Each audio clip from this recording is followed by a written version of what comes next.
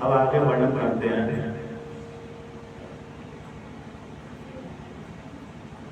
तो कहते हैं हनुमान जी ने विचार किया किस प्रकार से मैं सीता के पास में जाऊं। तो ऐसा सोच करके यहाँ पर वर्णन करते हैं, यदि मैं सीधा सीधा यहाँ पर हनुमान जी कहते हैं प्रकार रूप में जाता हूँ तो फिर क्या होता है, आता सीधा मेरे से बात करेगी नहीं करेगी। अभी तो रावण ने सीता को डरा के लाया हुआ है, किंतु सीता को डरा के लाया तो किस प्रकार से मैं इसके पास जाऊँ, किस प्रकार से वार्तालाप में करूँ, ऐसा विचार करने लगे। अहम ही अति तनुश्चैव बाणस्य विशिष्टा वाच्यम चोदा हृष्यामि मानुषी भी संस्कृतम। यदि मैं जाता हूँ और यहाँ पर मैं तो बंदर हूँ और मनुष्य की भाषा में वाणी का प्रयोग करूँ तो निश्चित संस्कृत भाषा में प्रयोग करूँ तो निश्चित रूप से यदि कहते हैं हनुमान जी कहते हैं तो निश्चित रूप ये जान जाएगी ये कोई ना कोई रावण ही है, रावण मायावी है। हो सकता है कि मनुष्य की भाषा में वार्तालाप करूँ संस्कृत भाषा में प्रयोग करूँगा तो निश्चित रूप से सीधा ही ये जान जाएगी कि रावण ही बंदर का रूप धारण करके आ गया। अभी तो रावण उसको डरा करके ही गया हुआ था।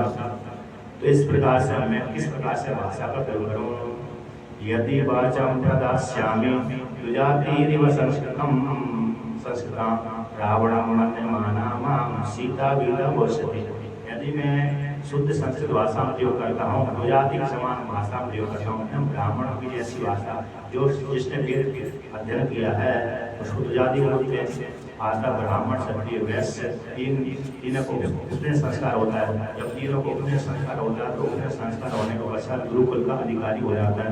और गुरुकुल में जाकर के पहले वेदों का व्याकरण अध्ययन करता है, वेदों का अध्ययन करता है। जो वेदों का अध्ययन करता है उसमें यदि बुद्धिमान है तो संस्कृत भाषा में बोलने की योग्यता आ जाती है। इस प्रकार से यदि मैं संस्कृत भाषा में प्रयोग करता हूँ तो निश्चित रूप से सीता जी मेरे को रावण मानेंगे। तो रावण मान लेगी तो मेरे साथ है बोलने का आश नहीं करेगी। अवश्य में वक्तव्यम मानुषम वाक्य अर्थवत मया शांतिम सत्या ज्ञानतेयम अन्यथा।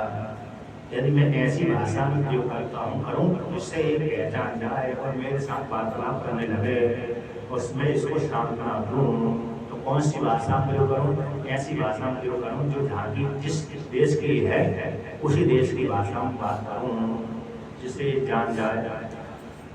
सायं आलोक्य है मे रूपम जान की भाषितम तथा चक्षुभिः यदि मैं इसके सामने बानर के रूप में जाती हूँ तो ये पहले तो डर गई, रावण से डर गई थी, तो पुनः मेरे को राक्षस समझ करके फिर डर जाए तो मेरे साथ वार्तालाप नहीं करेगी। किस रूप से मेरे को जाना चाहिए, किस रूप से नहीं जाना चाहिए। तो बहुत विचार करने के पश्चात कहते हैं वो किस प्रकार से मेरे साथ वार्तालाप करेगी। ऐसे कहने के पश्चात विचार करने के पश्चात संकल्प विकल्प करने के पश्चात कहते मैं पहले इसके सामने नहीं जाता, पहले मैं इसी वृक्ष से ही मानसी भाषा में तो उसी भाषा में प्रयोग करना हो जिसको सुन करके प्रसन्नता हो जाए।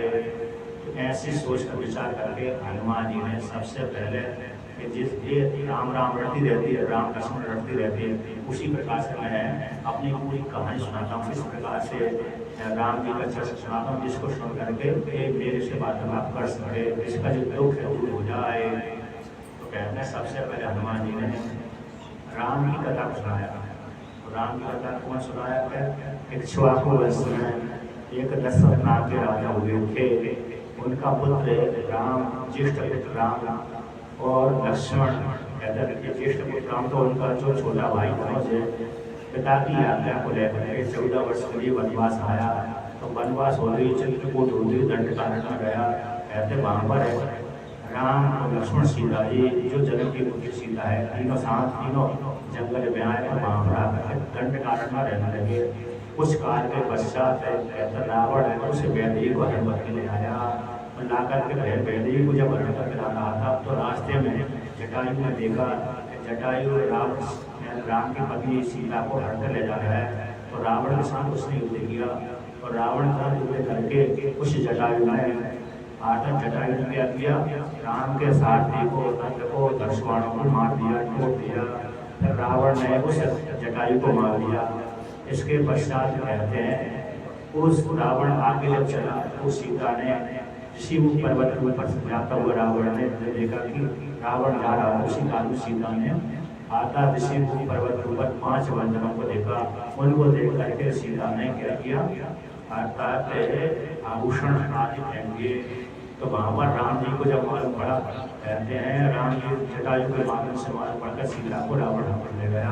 तो फिर राम जी घूमते घूमते सीता की खोज करते ऋषि पर्वत पर आए। वहां पर सुग्रीव के साथ मित्रता करी और सुग्रीव के साथ मित्रता करके बाली को मारा और सुग्रीव को राज की प्राप्ति हुई। और वही कहते हैं बाली के सुग्रीव के संदेश लेकर सुग्रीव की आज्ञा को ले करके अंगद बाली का पुत्र अंगद की सहायता को लेकर अध्यक्षता में लेकर के हम चारों दिशा में कहते बहुत से वानर चारों दिशा में सीता की खोज करने के लिए गए। सुग्रीव की आज्ञा लेकर के हम अंगद